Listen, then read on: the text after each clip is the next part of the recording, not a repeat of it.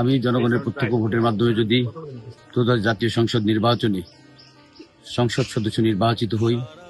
আমি আমার নির্বাচনী আসনে হিন্দু সম্প্রদায়ের মানুষদের সুরক্ষা দেওয়ার জন্য একটি হিন্দু সুরক্ষা আইন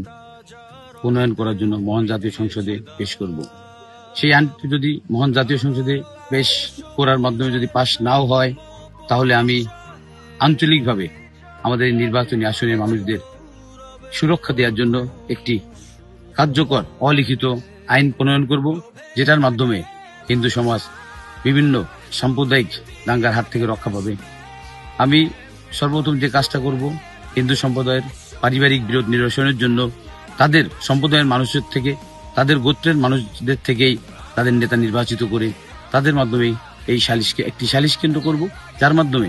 সেই সব মীমাংসার জন্য